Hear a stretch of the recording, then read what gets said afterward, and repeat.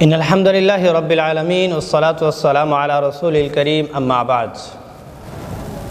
اللہ تبارک و تعالی بادشاہ ہیں، اللہ کا کلام بھی بادشاہ ہے۔ کلام اللہ عزت والا ہے، جو کہ شخص اس کے ساتھ جڑ جاتا ہے وہ بھی باعزت ہو جاتا ہے۔ کلام اللہ بلند و بالا ہے، جو کہ شخص اس کے ساتھ جڑ جاتا ہے وہ بھی بلند و بالا ہو جاتا ہے۔ اللہ تبارک و تعالیٰ نے قرآن مجید کو ان ھذا القرآن یہدی للتی ہی اقوم بتلایا ہے کہ یہ سب سے بہترین اور خوبصورت راہ دکھلانے والی کتاب ہے۔ اسی راہ کو دیکھنے کے لیے ہم نبذۃ من القرآن، قرآن کے ایک حصے کو سن لیتے ہیں تاکہ پورے قرآن مجید پر عمل کرنا اور پڑھنا اور سیکھنا اور سکھانا آسان ہو جائے۔ 14واں پارہ ہے۔ 14ویں پارے میں 2 صورتیں ہیں۔ سورۃ حجر مکمل بیان ہوئی ہے اور سورۃ نحل بھی بیان ہوئی ہے۔ جہاں تک سورۃ حجر کا معاملہ ہے، اس میں 4 باتیں ہیں۔ کافر لوگوں کی آرزوؤں کو بیان کیا گیا اور توحید کو بیان کیا گیا۔ انسان کی تخلیق کا بتلایا گیا کہ انسان کیسے تخلیق ہوا اور قرآن کی عظمت کو بیان کیا گیا۔ شروع میں ہی ہے ربما یود الذین کفروا لو کانوا مسلمین، کافر لوگ اپنی آرزو کریں گے، ہائے کاش کہ ہم مسلمان ہوتے، ہمیں ایمان ملا ہوتا۔ آج جو مسلمان اپنے آپ کو احساس کمتری میں لے کے جا رہے ہیں، ان کے لیے بہت بڑا سبق ہے کہ کافر لوگ آج کی جتنی مستیوں میں ہیں یا عیاشیوں میں ہیں یا وہ فراوانی میں ہیں یا وہ موج میں ہیں، جس شکل و صورت میں بھی ہیں، لیکن وہ دن آئے گا جس میں یہ چیخیں گے، کہیں کاش کہ ہم مسلمان ہوتے۔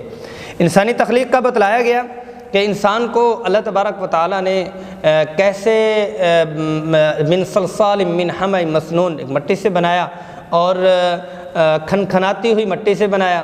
پھر آدم علیہ السلام کو سجدے کے لیے شیطان اور فرشتوں کو کہا کہ وہ کرو، شیطان نے سجدہ نہیں کیا۔ عظمت کا سجدہ انسان سے کروایا اور انسان کو باوقار بنایا۔ اللہ تبارک و تعالیٰ نے انسانی تخلیق کے حوالے سے بتلا دیا کہ انسان کو ہم نے بنایا اور من صلصال من حمأ مسنون، کھنکھناتی ہوئی مٹی سے تخلیق فرمایا۔ پھر فرشتوں کو سجدہ کروایا، آدم علیہ السلام کو مسجود بنایا اور آدم علیہ السلام کی عظمت کا بتلایا کہ کتنے باوقار اور باعزت مخلوق ہم نے یہ بنائی ہے۔ اور چند واقعات بھی بیان ہوئے ہیں اس میں۔ ابراہیم علیہ السلام کے پاس فرشتے آئے، انہوں نے بچوں کا بتلایا کہ آپ کو بچے کی خوشخبری ہو۔ اور ایسے ہی دوسرے واقعے میں لوط علیہ السلام کا بتلایا گیا کہ ان کے اوپر عذاب آئے گا لیکن ان کے گھر والے بچ جائیں گے اور ان کی بیوی نہیں بچے گی۔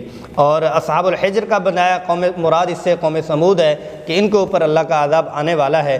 یقیناً جو اللہ کی مانتے ہیں وہ بچ جاتے ہیں اور جو اللہ کی نہیں مانتے وہ پکڑے جاتے ہیں۔ سورۃ نحل کے حوالے سے 5 باتیں ہیں کہ سورۃ نحل کو سورہ نعم بھی کہا جاتا ہے۔ مطلب یہ ہے کہ اس میں کائنات میں بکھری ہوئی نعمتوں کا ذکر ہے۔ توحید کو دلائل کے ساتھ بیان کیا گیا، اس بات رسالت کو بیان کیا گیا اور شہد کی مکھی کے نظام کو بیان کیا گیا۔ جامع آیت، ایک بہت بڑے مضمون کو اپنے اندر لیے ہوئے ایک آیت ہے، اس کا بیان کیا گیا اور ابراہیم علیہ السلام کی تعریف بھی کی گئی۔ کائنات میں بکھری ہوئی جتنی چیزیں ہیں اس کو تو دوسری صورتوں میں بیان کیا گیا، لیکن جو چھوٹی چھوٹی چیزیں ہیں جس کو عموماً طور پر ہم اللہ کی نعمت نہیں کہتے، مثلاً ہمارے کچن میں باورچی خانے میں بنی ہوئی چیزیں، اگر دسترخوان کے اوپر ایک طرف چائے پڑی ہے، سالن پڑا ہے، دوسری طرف فروٹ پڑے ہیں، فروٹ کو تو بندہ کہہ دیتے ہیں کہ اللہ کی بنائی ہوئی ہے، لیکن چاہے بیوی نے بنائی، اماں نے بنائی، بہنہ نے بنائی، کام والی نے بنائی، نہیں، اللہ پاک فرما رہی ہیں کہ ہر ایک چیز کے اوپر ہماری قدرت ہے۔ اگر جس نے بنائی ہے اس کے ایک سٹیپ، 2 خطوہ، 3 خطوہ بھی آپ پیچھے چلے جاؤ گے تو ہماری قدرت سے ہی یہ سارے کام سر انجام دے رہے ہیں۔ پھر اللہ تبارک و تعالیٰ نے شہد کی مکھی کا ذکر فرمایا کہ اس نظام کو ذرا آپ دیکھ لیں کہ ایک چھوٹی سی مکھی ہے، اس میں کیا سمجھداری ہے، کیا شفا کے اس میں ہم نے فلٹر لگا دیے ہوئے ہیں، پھر اس کے نظام کی ایک ایک چیز کو بتلا دیا، شفاء للناس بتلا دیا۔ اور ایسے ہی جامع آیت اس کی 90 نمبر ہے جس میں اللہ تبارک و تعالیٰ نے بتلایا کہ ان اللہ یأمرکم بالعدل والاحسان، کہ اللہ تبارک و تعالی عدل اور احسان کا یا تأمرون بالمعروف و تنہون عن المنکر اس کی مزید تفصیل کو دیکھا جا سکتا ہے۔ اور ابراہیم علیہ السلام کی تعریف کی اور ان کا بتلا دیا کہ وہ خالص توحید پہ جمے ہوئے تھے، وہ توحیدی تھے، وہ اللہ والے تھے، ایک اللہ کو مانتے تھے، اللہ کے ساتھ کسی ایک کو بھی شریک نہیں ٹھہراتے تھے، تاکہ مکۃ المکرمہ کے جو بت پرست ابراہیم علیہ السلام کو اپنا پیشوا، مقتدا اور امام تصور کرتے تھے، ان کو درس دیا جا رہا ہے کہ وہ تو توحید والے تھے جبکہ تم مشرک ہو۔